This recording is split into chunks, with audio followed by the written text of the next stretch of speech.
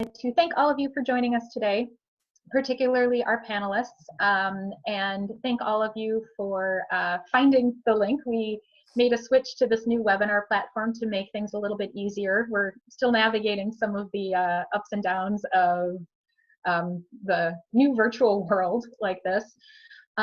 We do encourage you, the panelists today have been gracious enough to volunteer their time and talents for this.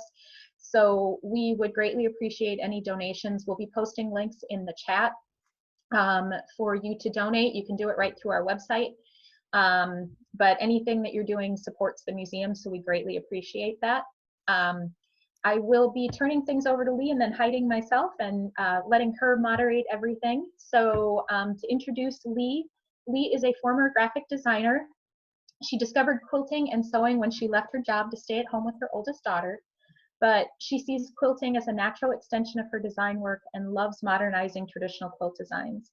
She's also the co-author of Vintage Quilt Revival and one of the hosts of the annual Summer Sampler Series Quilt Along.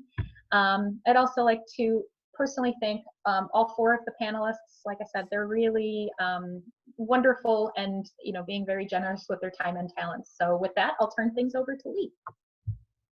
Hey, thank you.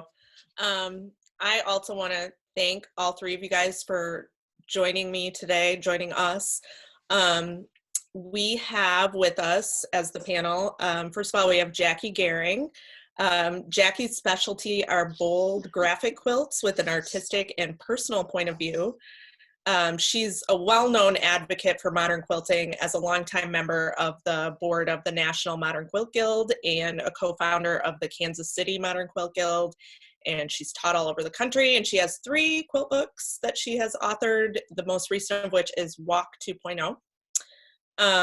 And we also have with us Tara Faugnan.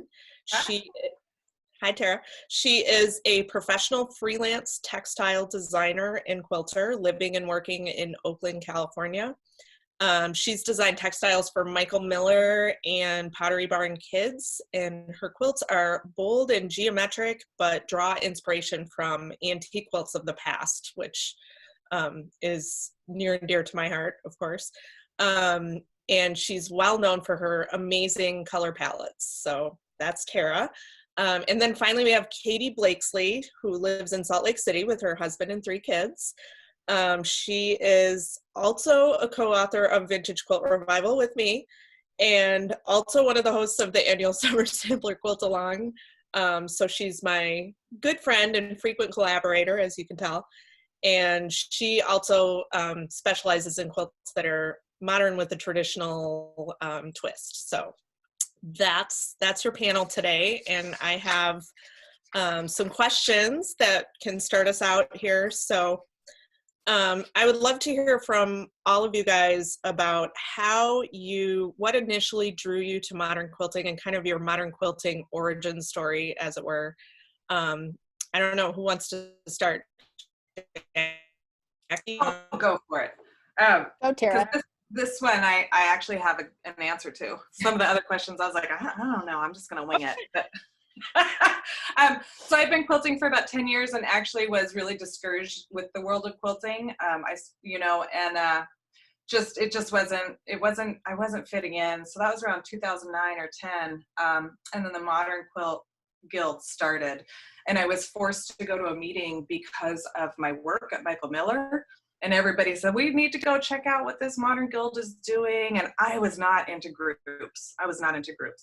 And then they all looked at me as the only quilter and the person who lived in Oakland where the guild was meeting. And I was like, fine, I'll go. And I got to the meeting and they were having a discussion on batting. And it was like a tennis match. I was like, oh, and then what? Oh, and you used what? And then what happened? And I was so excited to be around people who were kind of crass and funny and sarcastic. Personality-wise matched me. And then they were talking about batting and thread and showing these amazing quilts. And I went to every single meeting for the next 5 years. So that's how I got into it. I love that story because I feel like so much about modern quilting is kind of finding your people. So yeah, that for sure resonates, I think, with a lot of us. Anybody else? Jackie? Alrighty. So like Tara, I've been quilting a little over 10 years. Late to the party, I guess, because so many people have been quilting for so long. I'm going to share my screen so you all can see kind of where modern comes from for me. And there you go. So I don't have like really current pictures of the house that I'm living in now, but these are pictures from my condo where I lived right before. And so modern is kind of who I am. It's my design aesthetic. Let's see if I can make it move. I can, there you go. That's the kitchen in our condo.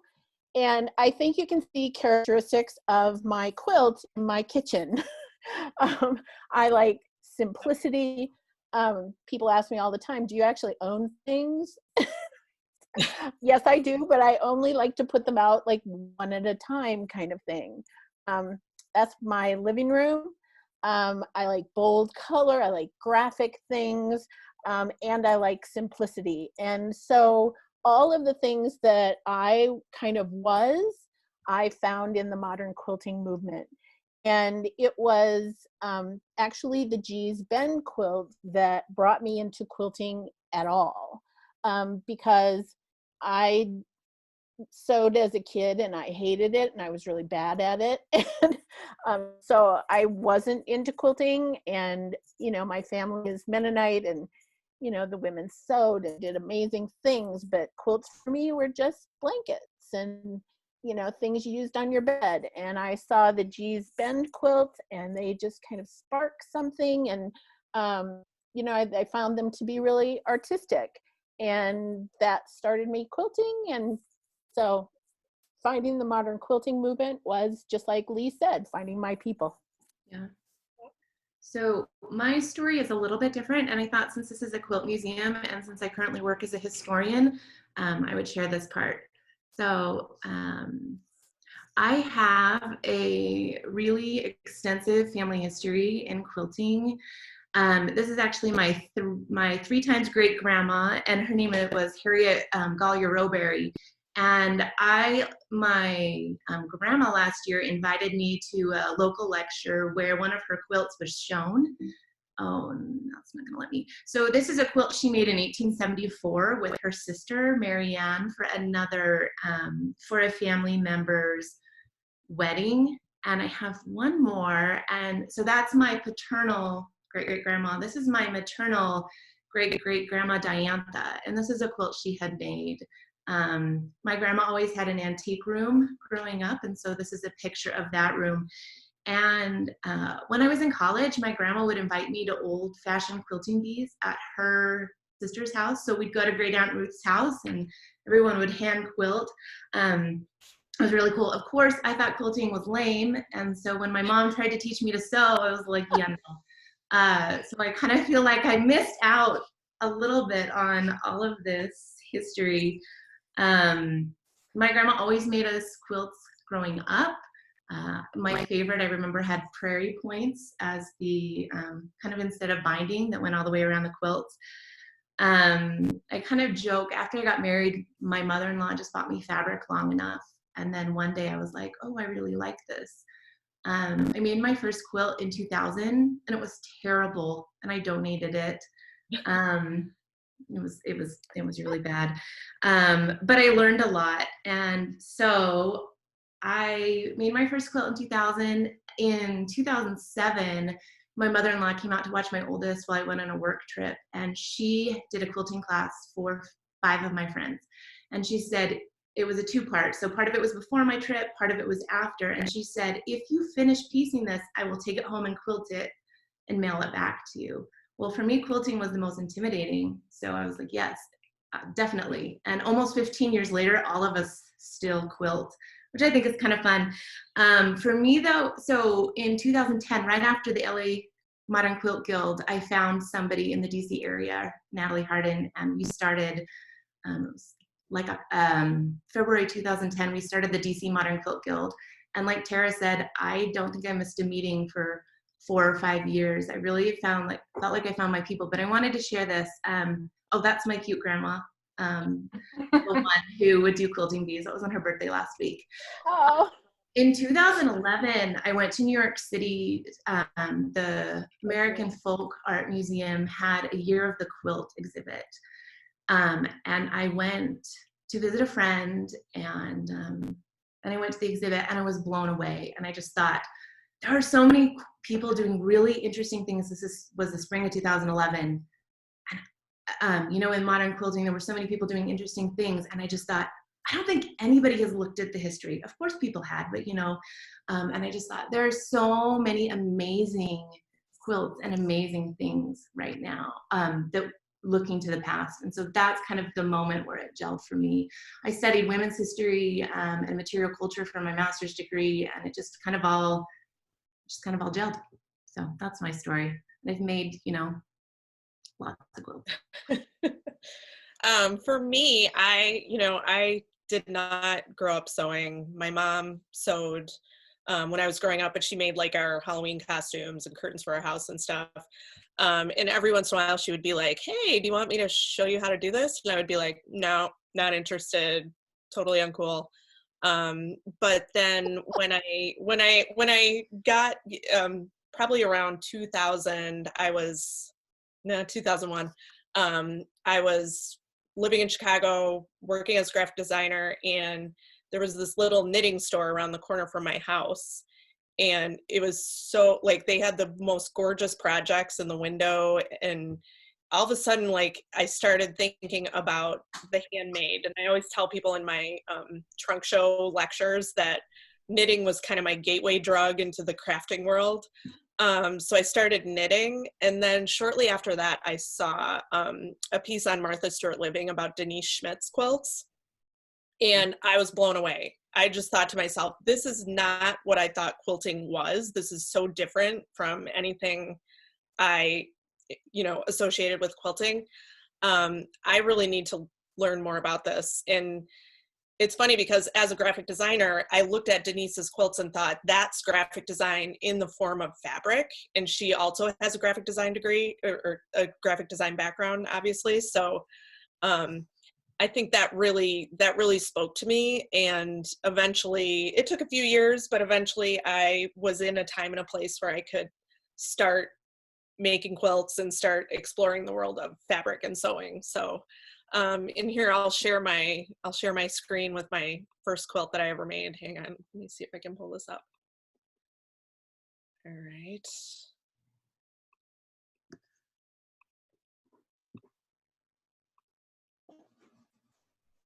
You see anything? Not yet. We really want to see your first quilt, though. Yeah. You're going to be underwhelmed by it. Okay. That's awesome. Wouldn't Denise Schmidt be proud of that? That's great. I bought a kit and I made it for my daughter, who was like 1 at the time. Oh, that's adorable. She later admitted that the monkeys scared her. So it was a great first project. It was a journey of 1,000 steps. That was my first step. But really, it was, I was aiming to go more towards the modern world right from the start. So always with Denise's quilts kind of in the back of my mind. So yeah. So let's move on to a question that I know every modern quilter loves, which is how do you define the modern quilting? What is your personal definition? Now, I know there probably is no, if you ask 20 modern quilters for a definition of modern quilting, you might get 20 different answers, but I would love to hear all of your opinions on what exactly modern quilting is to you. Who wants to start? I'll start. Oh, good, this Jackie. time. So I think it's really important what Lee just said is that each of us has our own kind of personal perspective on what modern quilting means to us and what the quote, I don't think there is a definition, honestly. But so for me, I think it's best said with quilts. So I just want to show two pieces of mine that kind of say what modern quilting is for me. And the first one is this one, and it's called Homage. And so this quilt sums up a lot of what my style and what my aesthetic is in modern quilting. So I love simplicity. I love quilts that have graphic impact. That's really important to me. And I like clean lines and hard edges. And those kind of terms really sum up everything that I love in modern quilting and in my design aesthetic within my house and my design aesthetic within my work. I also, I loved Katie's story about her origins, because I am obsessed with the history of quilting now that I've found the art. And tradition is always my touchstone. It's where I start with every piece.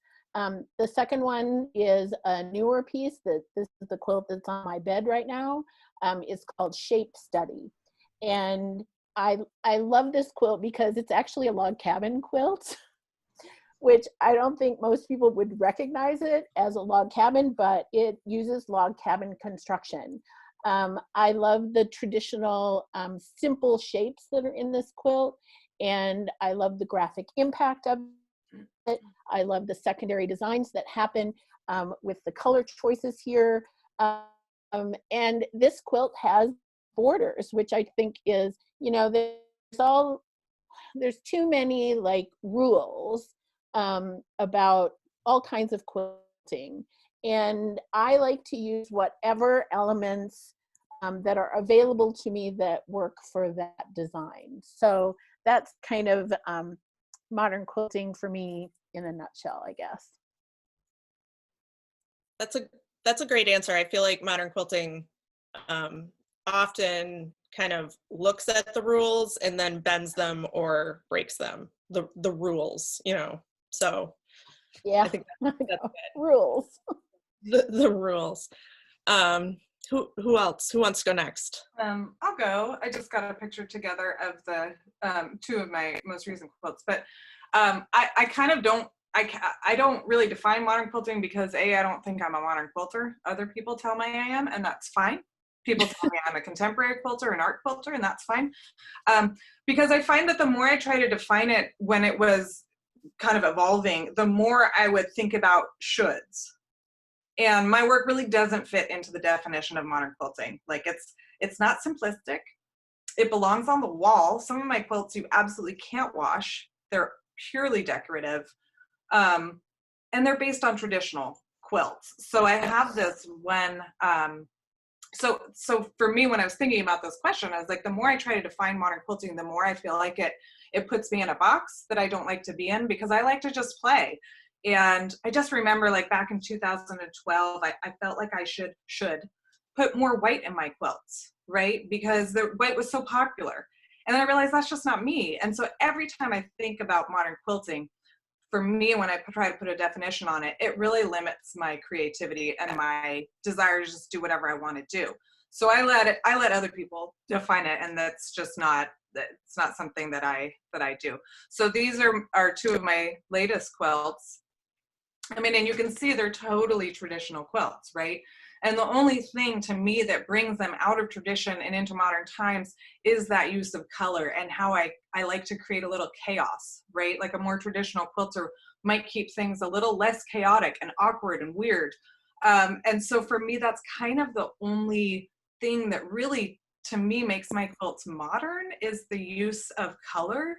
But I think if women had access to all the colors we have access to now, they would have used them too.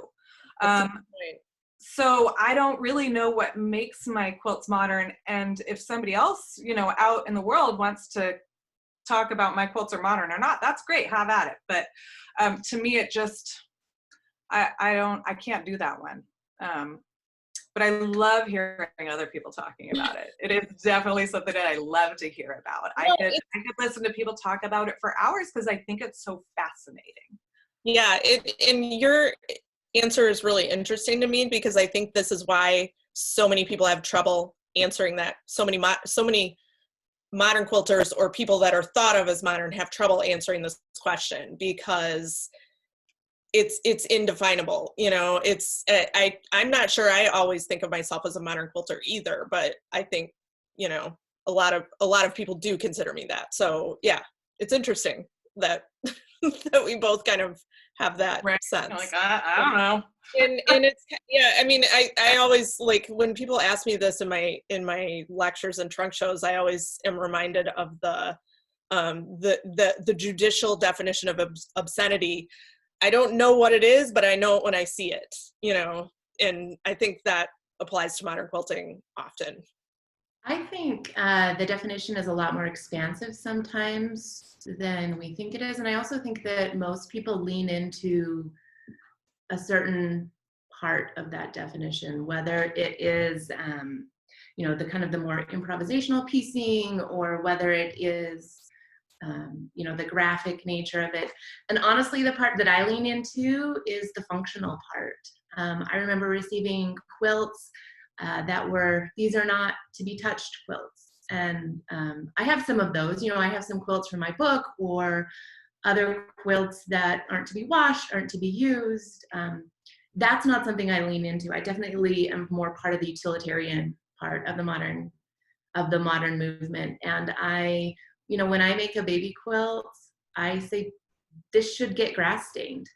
I had to laugh. Lee and I hosted a summer sampler last year, and I have a picture of it I can show in a little bit, but it was, you know, a 1,000,000-hour kind of project. And I finally decided I need a new quilt to watch baseball and soccer games. So I put it through the wash, and now nobody's watching baseball or soccer games. So it's kind of here we are. So I think that's the part I really lean into most, probably, is the functional part.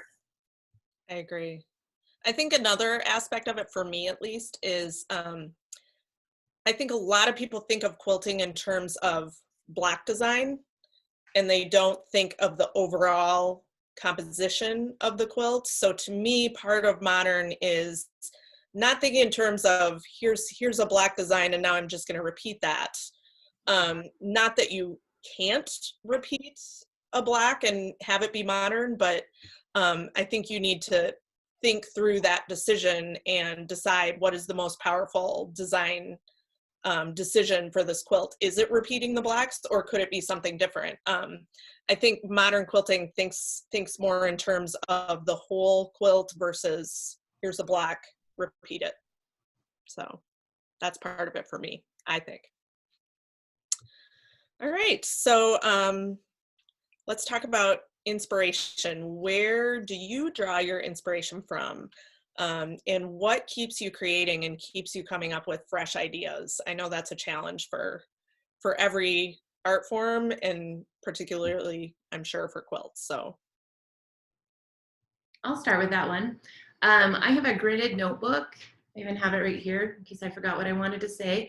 And I keep everything in it. I keep, you know, grocery lists, and I keep quilt sketches, and I keep notes that I don't want to forget.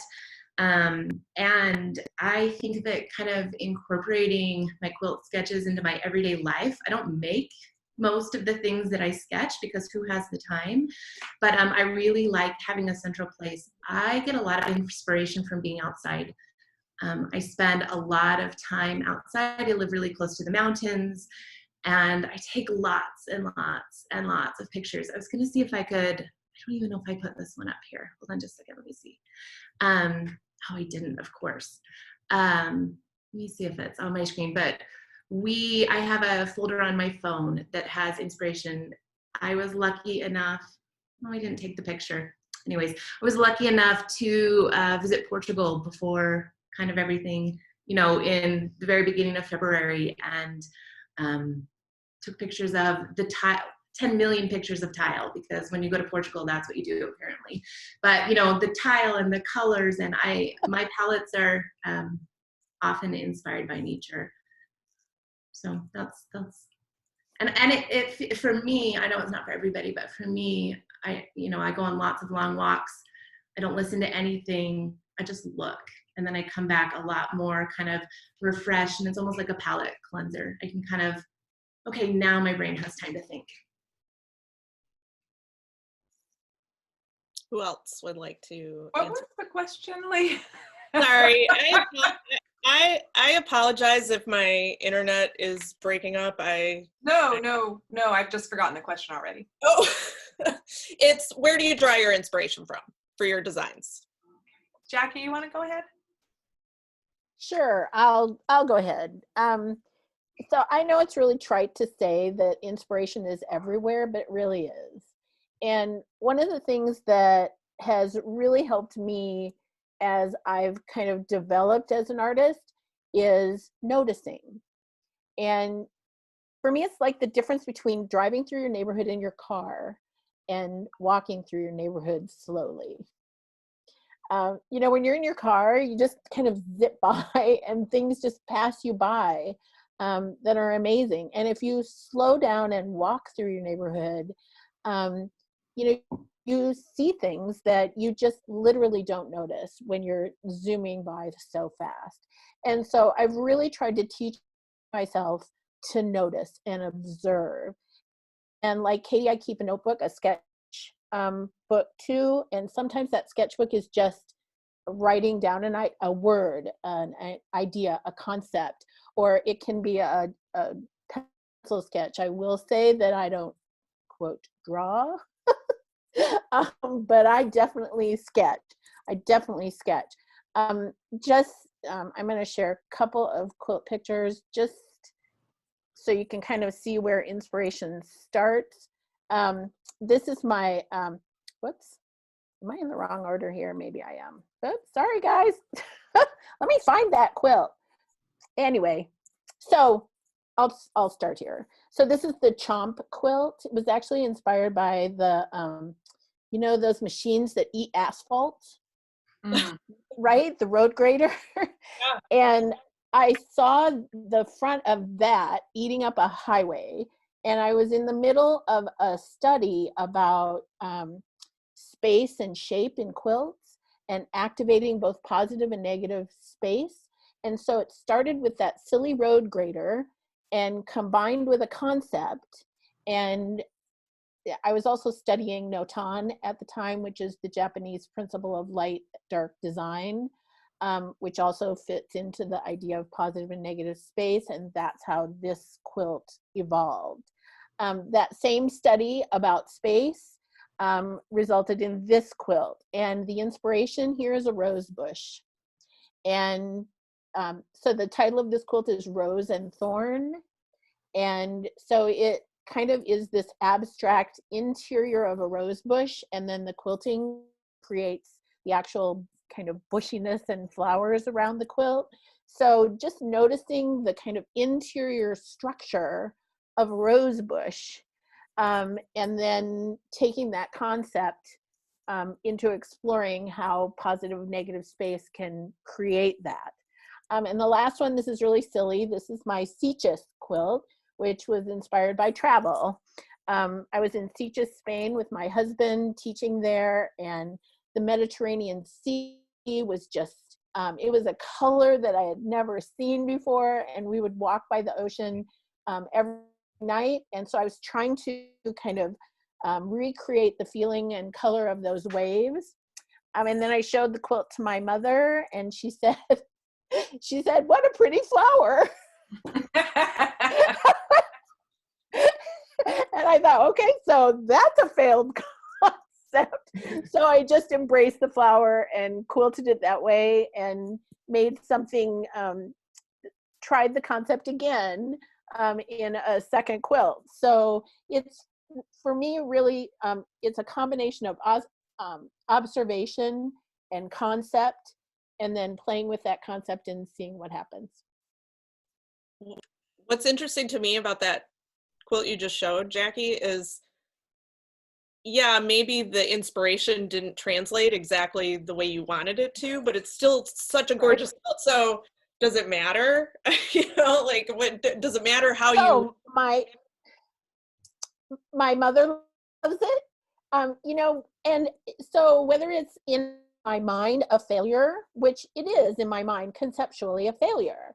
That doesn't mean it's not beautiful, and then Right. my mother doesn't love it, hangs in her house, but it's also always a learning experience.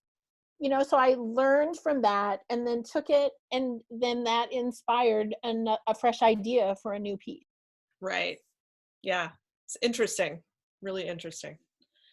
Yeah, I mean, I think, you know, like Jackie said, inspiration is everywhere. I'm always looking for kind of, I think I've trained my mind to look for repeating patterns in everything. So I've drawn inspiration from all kinds of things. From like, I remember one of my quilts was inspired by the wall of a freeway overpass, you know, stuff like that. So, and here I'll show you, let me do a screen share on something else that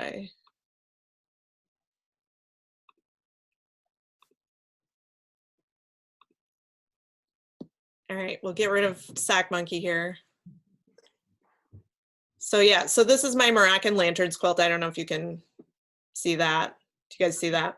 Yep. And that was just totally like,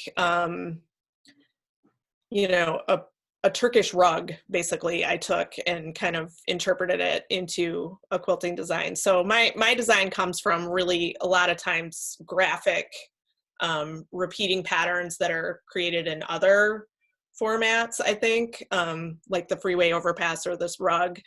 And I'm always looking for that, I feel like. So there's so much you can do with things like that. So stop share. Okay, so now let's talk about design process. I'm curious about the actual technicalities of your design process. Like, do you design digitally? How does it go from an inspiration and a concept to the finished product?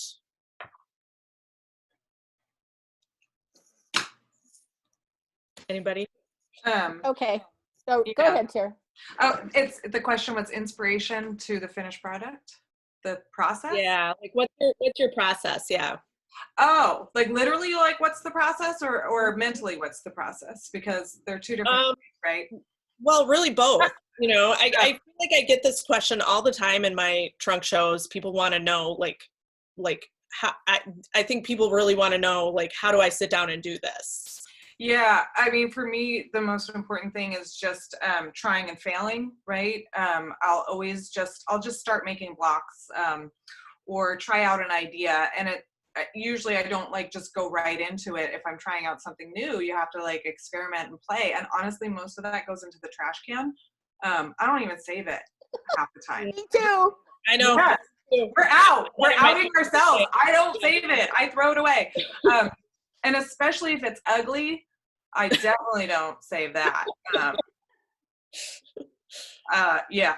But and so for me, that's a lot of the process, is just that letting go of having to have an outcome. And then mostly usually I fail at that. Usually I get really stifled on like what I'm creating has to work and has to be perfect, whatever that means to me, right? Like it can't be a failure. But then when I let myself just play and not worry about having an end goal, that's when I really, really get creative and the ability to translate whatever's in my head out into fabric, right? And that's what it's all about. It's like, how do you get what's up here down and out on fabric? And it's just playing around without pressure. And I have a design wall, right? I do everything on the design wall for the most part, because it really, like, that's just like a really quick process for me. But like this quilt behind me, I couldn't quite, the quilts that I've been doing lately, I can't quite design them because they're not necessarily block based. So it's like almost like I just lay out areas of color and then figure out, well, how am I going to treat this area of color? Am I going to subcut it? Am I going to add to it? Like, what am I going to do to it? I wish I had a picture of that, because it's been a little bit of a different process for me than how I used to just cut the exact shape and then put it on the wall and design and then just sew. So it kind of depends on what type of quilt it is. But for a quilt like that, I just get out big pieces of fabric and just pin them up on the wall and kind of start with a real rough composition and then like refine it as I go. Mhm. I don't know if that really helped anyone understand what that process was, but I don't even think I understand it. But I think it's very helpful because I think people are afraid to fail. And it is very hard to get it from your head into looking like what it looked like in your head, and that does require trial and error and tossing work, Yeah, I'll try to find a picture of, you guys can keep going, but I'll find a picture of the ugliest thing I ever did and I'll post it. I really like hearing that, Tara, because most of the people I talk to design everything digitally first, and then, especially if it's for a pattern, and I do that if it's for a pattern or kind of a collaborative project, design everything digitally first, but I have a hard time following my own instructions sometimes. But for more personal projects, I am very much, sometimes I don't even know what I want it to look like. And so I do a lot of cutting and sewing and throw it up on the design wall and then change the orientation. And then what do I want to do with this? And then, oh my goodness, freak out, I hate this color, take those all out, add it in. And so it's nice to hear. I was going to share, maybe I'm going to share my screen. Okay, I'm going to share it in just a second. But I had a project that I worked on recently. Okay, I think it's going to work. Sorry, guys. I had a project that I worked on recently. I'm making a quilt for my bed, and somehow it looks like I can't share this right now. Where is my tech support when I need them? Can you see anything? Yep, now we see. Yeah, we see your great grandma. Okay, let me hurry and go through these. So I was inspired by this picture that I took of just kind of a springtime walk last year. I really liked the colors and I wanted to see if I could do something for my bed that looked like that. And this is kind of where it is now. Oh, there it is. And so it's just kind of been an interesting process. Originally, they were horizontal. And then I decided that maybe I needed some rectangles. And then I decided maybe I needed more of this and less of this. And it's just a personal project. It's a quilt for my king size bed. It's almost done, but I really, it didn't look anything like this when I started. And so I think sometimes I love this quilt. This was gorgeous. Mm-hmm. Thanks. Okay. I think even when, like, for me, I do design digitally, but even then I'm refining as I sew. It's not, because the digital mock-up is not necessarily going to look like what you end up with. So I'm constantly, like, I've done a digital mock-up and started to sew that mock-up and then just thrown away whole batches of blocks because it just wasn't translating the way I wanted it to. So I think even if you do design digitally, it's not necessarily Right. a straight line from that to the finished product. Not for me, anyway. Mm-hmm. Jackie, Yeah. what about you? So I'm a really tactile person, and I find digital work really cold and uninspiring. And I really found that the more I touch things and move things, the more it ignites my creative process. And so I am a craft foam designer. I start with that sketchbook and then I go to craft foam, which is a really kind of childlike product, and it cuts really easily. And I actually have it's a laundry basket full of craft foam, and I have a whole, other people have fabric stashes, I have craft foam stash, and it comes in all sorts of nasty colors. And I actually bought a giant roll of it that's black because I love black and white quilts. And for me, just seeing the shape really helps me focus on shape and space, and I don't let color interfere right away. And so I play with craft foam shapes, and I glue them and I move them and I throw them away. And I really agree with what Tara said. So I am so not afraid to create crap.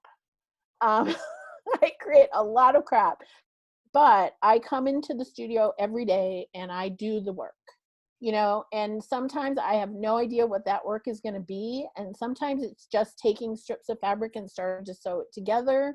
That whole idea of play is really important to me. If I go digital, then it's the last step in the process for me, because there are advantages to the digital format. And so, but for me, it's the last step in the process.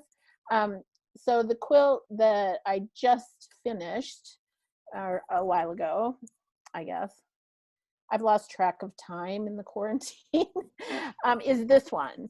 And so it really started out with quarter circle craft foam shapes. And I was playing with the concept of flow. And so I had probably 10 different kind of mock-ups in craft foam. And then I started making blocks. And then I go up to the design wall, and because I never take whether it's a drawing, a sketch, a craft foam piece, I never take that and duplicate it. It's always like I've got a framework, and now I can start in fabric and start moving it around, and then finally it gets sewn together. So that's kind of my process. Jackie, I've heard you speak and gone to your classes so many times, and I've never heard that you work in craft foam first. That is news to me. That's really interesting. So people that are in my design classes know that, okay, because I provide them craft foam. Oh.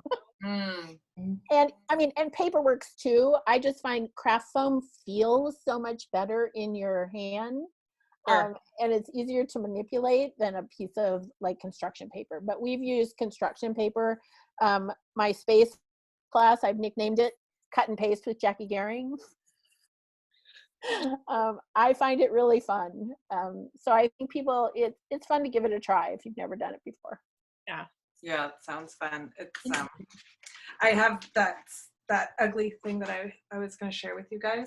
Oh yeah, let's see it. And I did want to add that sometimes I do design on the computer, and I think again it's like I'm really used to using the computer, Photoshop and Illustrator. I can draw, like I have my pen, because I've been working on it for so long that it's like that straight line. And sometimes I like to work out measurements rather than yeah. I want to work out the measurements. So almost always I'll work out measurements on the computer. Mm-hmm. Right. It's just a lot easier. Okay, I'm going to attempt to share my screen.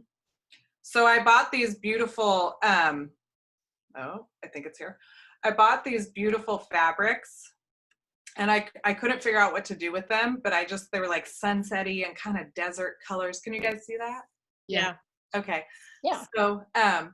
So then I made a bunch of these, little pine burr bits or prairie points. And then I would come into my studio for months, and I would just look at these colors and fondle them and want to use them and not be sure of how to use them. And this was quite a few years ago. Now these are like the colors that I use all the time. But so then I made this, which just looking at it is like painful, but also kind of hysterical, because I had this idea that I was gonna, I don't know, do some kind of sunset-y type of thing. And then I came back into my studio, I looked at it, I almost barfed in my mouth a little bit, and then I laughed, and basically it's in the scrap pile. But then I kept working and making really like ugly little studies, right? I didn't make a whole quilt. And then how I ended up using them was making that quilt. And what happened was I finally, like, either there was a piece of this chartreuse on the floor, or something happened, and I looked at the chartreuse against that like nasty, like Band-Aid-y pink color that's up here. And then I was like, oh, that's kind of nice, but that happened after 6 months almost of having those colors. Mm-hmm. So that's my ugliest thing that I have a picture of. I've made plenty of other ugly things that I don't have a picture of, so. And it led to a very pretty thing, so. Yeah, right? Yeah. That permission to just make something that you generally don't want to share. So, oh, let's see. So I think we'll open it up to questions now from the audience, but I do see one question right here that says, can Tara talk about the one on her wall with the turquoise? Is that the one? I think I mean. Yeah, she kind of addressed that. I don't know when that question came in. The question was before. Oh, was it? Okay, I wasn't looking. Well, does anyone else have any questions? If any questions pop up here, we can answer them. Otherwise, I have some more here. So, here we're. So yeah, if anyone has any questions, let me know. Otherwise, maybe we could talk about color a little bit. I mean, Tara kind of already addressed that in the showing her ugliest thing she ever made. But do you guys? Tara talk more about color. I know Tara is the color expert here. So I have a really funny story. I like to tell embarrassing stories apparently, but this is a good one. So Tara, as we all know, is kind of the queen of color, and you have such an interesting sensibility. So last fall, I was trying to think of like outside the box, what can I do to do something else? And I was like, okay, I'm gonna channel Tara and just do a small quilt. And I didn't use colors that you would use, but I tried to kind of channel your sensibilities, kind of a thing. And it was terrible because it was. Well, you did it right then. Well, it was me trying to channel kind of your sensibility. And so I think I learned a really important lesson, a couple of them, but one of them was, imitation is healthy and it's good, and that's one of the ways that we learn. But also sometimes we have to lean into the things that we're good at. And I like what I like, and my quilts have the colors that I like because they inspire me and they make me happy. Now I might try again sometime, but I just thought it was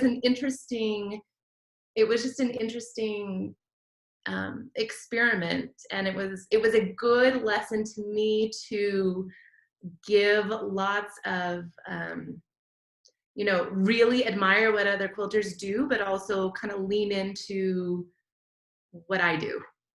Mm-hmm. Absolutely, yeah. I think we have a question from Simply Nine Patch. Is that, oh, okay. Hello from Italy. You all talked about your process. You are all professionals and artists, but what advice would you give to a modern quilter that is not a professional? And what do you mean? Could you clarify that? Like, what advice about what?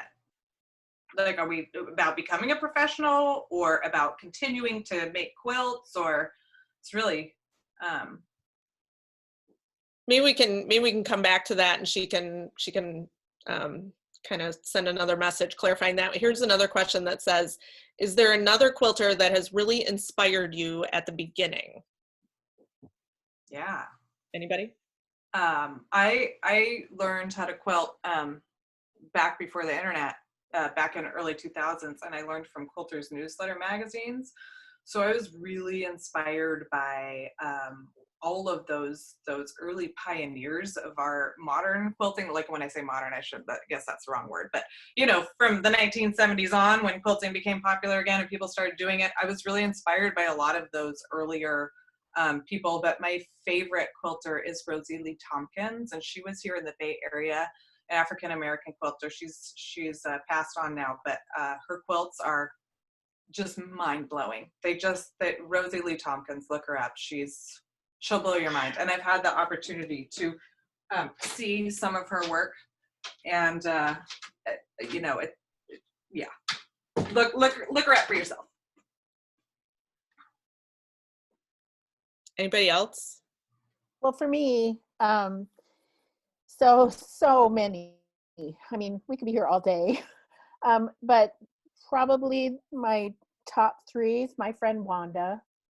So I met Wanda online, which was really kind of odd because Wanda has been quilting, or had been quilting, longer than I'd been alive when I met her, and yet she was embracing technology and they're online, and we just kind of clicked. And Wanda taught me she taught me how to piece hexagons without marking, over the phone.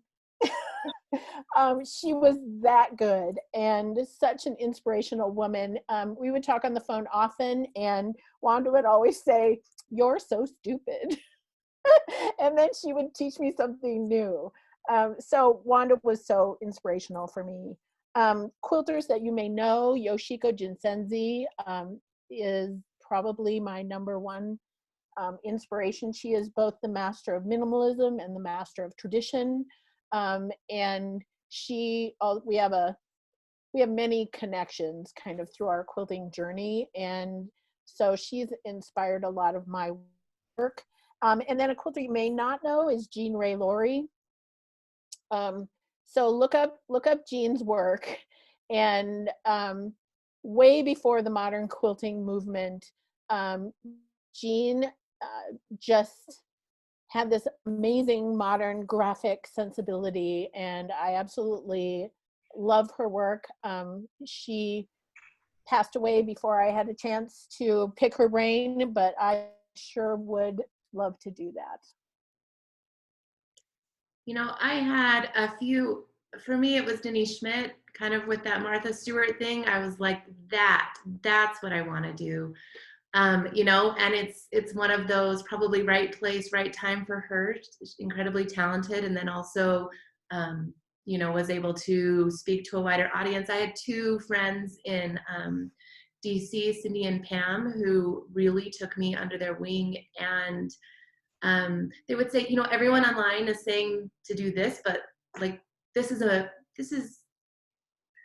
do it this way. This is a better construction method. You know, they had been quilting for such a long time, you know, the age of my parents, and they were so generous with their knowledge, and to say, you know, of course you can do it that way. Here's another way. And I feel like my construction skills and things like that were so benefited by them. And so, and I would say my mother-in-law, Jane Blakesley, like I said, she bought me fabric for a long time. She took the time to do classes and has done, you know, so many things over the years with me, and to show me in group projects and all sorts of things. So I really appreciate the in-person, or like Jackie said, the over the phone mentoring of people who have been doing this for a long time, and helping me to, you know, progress and learn and do. I feel like that's a thing in quilting. Like, everyone is just so generous with their knowledge and their skills, and it's a great community to be a part of. So let's see, we've got a bunch of questions here that we can answer. I'm just going to kind of land on one quickly. How do you determine what size your quilts end up being? Is it an element of the design? It's whatever fits on my design wall. So if anybody was here earlier, like my design wall, I'll put up another piece that wraps, and I can wrap the whole design wall around the corner if I need to. But my quilts always end up being like 60 by 70, because that's the shape of my design wall when everything's sewn together. For me, I'm a 60 by 70, 70 by 80. So I love that size because it fits on my design wall, and it also covers you up when you're on the couch. Mm-hmm. Right? I mean, yeah. It works for me. Yeah, I feel like there's a practical aspect to it too, because if you're quilting it yourself, you don't want it to get too gigantic, but you don't want it to be too small that it will be functional. So yeah, I think mine tend to land in that size range too. All right, so let's see. Oh, going back to the question we had about advice for quilters who are not professionals, she says, no, not becoming a professional, but to all that want to improve their skill in modern quilting besides classes and books, what do you suggest for just expanding modern quilting skills and design ability, I guess, is what it sounds like. The best thing that I ever did was, like I said, I learned from Quilter's newsletter, and the best thing that I ever did was just try as many techniques as I possibly could, honestly, like everything. So if you want to learn how to applique, learn 5 different ways to applique, because then when you build up all of those tools and you have an idea, you have so much more freedom of how to figure out how to get that idea out. You're like, do I want to applique this, machine piece it, hand piece it? And it helps when you have like a flow of ideas to know how to implement them into fabric, right? Because manipulating fabric in itself is a real skill, right? Like, it's not like paint where you could just paint over it. Like, you have to know how the fabric works. So that for me is how I learned this, the first 10 years of my quilting. I just tried everything. Yeah. And I think don't limit yourself. Don't say, I don't like curves, so I'm not going to learn how to sew curves, because you might learn and realize, oh, actually, like, this is really awesome. I think the other thing is just keep making, and then make another quilt, and then make another one, and then make another one. You know, and your skills will improve, and then keep taking classes, especially, you know, invite a friend. That usually works best for me. If I have somebody, you know, it makes it a social and kind of a learning experience. But keep making, and you'll make ugly stuff. Yeah, You I think that's that it's going to be so awesome, and then you're like, oh, this is so terrible. that's my biggest advice is don't be a perfectionist right out of the gate. It's you know, it takes years to learn this skill. Don't expect that it's going to look, that every seam is going to line up, and maybe they should not line up. You know, it's a process. Don't be afraid to make something ugly and try new things and have it not work. I'm sure all four of us have. And also just take perfection. Yeah. Yeah. Take perfection out of it at all. Yes. You know, because I mean, I truly believe that it is the touch of our hands, and we're not perfect. And all of those little mistakes is what makes handmade beautiful. And that's what makes it special. Mm-hmm. And we are all too hard on ourselves. We're too hard on ourselves. And I mean, I see people in my quilting classes all the time. This is terrible. And I'm like, so let's look at it naked on the back of a horse. You know, it's perfect. We just need to embrace kind of who we are and go with the flow. And perfection is the enemy of joy. And this is it's supposed to be joyful and fun. And so that all that fear that perfection creates just gets in the way of creativity too. Yeah.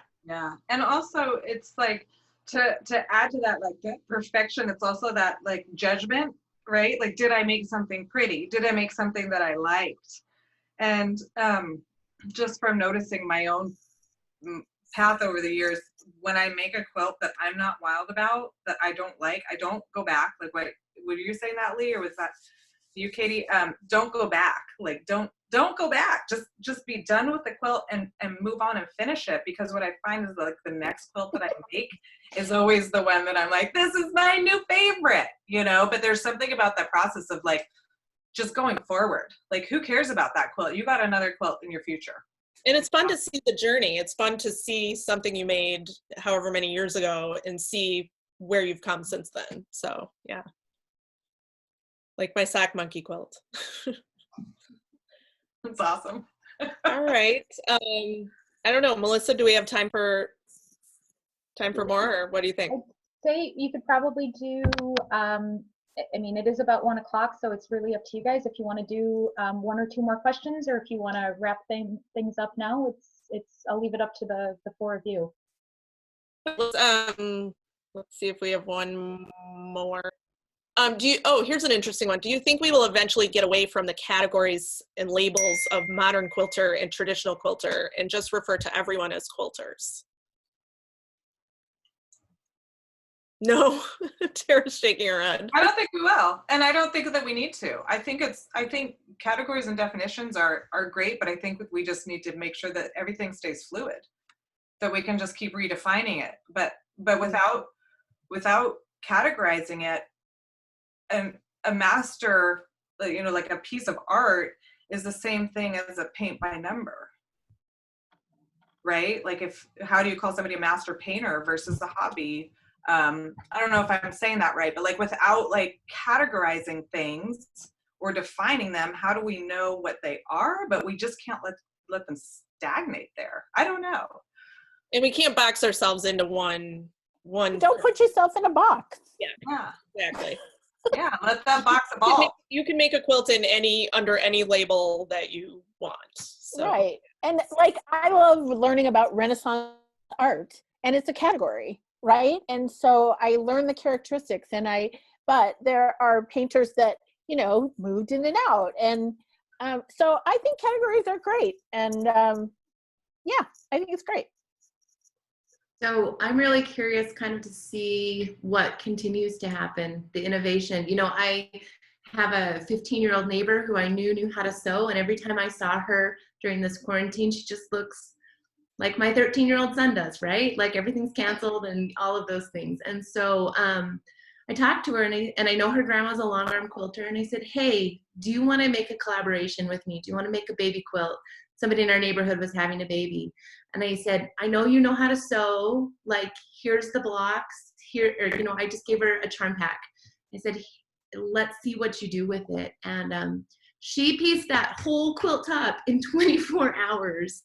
It just kind of spoke to her. She quilted with her grandma before, but she was inspired by the colors and by the fabric, and it's been really fun to see. And then her sister graduated from high school, and she said, do you think I could have fabric to make her a graduation quilt? I was like, honey, I've got a fabric store in my basement, unfortunately. Yes. And so it's been kind of an exciting collaboration with this 15-year-old neighbor to see what she comes up with and to see what she makes and to see kind of her journey. And that's really made me excited about kind of what I'm doing and quilting and making a little bit more time. And so I'm kind of curious to watch what's next. What's interesting is someone like her doesn't know anything about those labels, you know, like she's just making whatever she wants to make. And yeah. So it's been a fun thing for me. I think that's kind of a nice spot to leave off then. I again want to thank all 4 of you for your time. We've actually had some additional comments come in, people thanking us actually from around the country or around the world for you guys doing this. I also want to encourage everybody, the museum is doing these free webinars every single Friday at noon. So you can follow the museum, check out our website, the information, the links will be posted there. Otherwise, we also have a weekly barn blast that you're welcome to sign up for. The information is going to be there. And we invite all of you, the museum is creating a quarantine quilt. So I know Lee, the 4 of us were all talking about it before we got things started. We encourage everybody to submit a block. You know, as Katie mentioned, she's got a fabric store in her basement. I'm betting a lot of you probably do too. So, but we invite everybody around the world to actually make blocks for the quilt. Thank you all again so very much. For those of you that were following us on Facebook, Emily, thank you. may I? Yep, go ahead, Jackie. May I say one more thing? So, you know, our fiber museums across the United States do so much for our communities. And I know a lot of us have lost work and jobs and money, but if you have it, please go donate. You know, it would just be a shame that we didn't have this museum to support all of us. So let's open up that checkbook and give some money. Thank you. Yeah. I know, Jackie. Wow. Sorry. No, that's beautiful, and I want to say thank you guys for inviting us to be a part of this and being able to support you in any way, which is really just hopefully bringing awareness to what you guys are doing. Oh, we greatly appreciate Thank you it. all for participating. Little donations add up. Little donations add up, right, Emily? They absolutely do. You get enough people. We had about 200 people that were watching this through Zoom. We had more watching it live on Facebook. So that's a lot of people, and little donations, even with a lot of people, or big donations, either works. But they absolutely do add up. So if you're interested in doing a donation, you can do it through the museum's website. You can do it just as a donate. If you go to the museum's website, the link that we posted was specific to this panel, but if you wanted to, you can actually donate directly through, if you every page on the museum's website, there's a donate button way at the top. If you want to donate through PayPal, you just have to click that donate. It'll bring you right to the museum's PayPal page too. So you can donate any way, but we'll take it any way that you want to give it.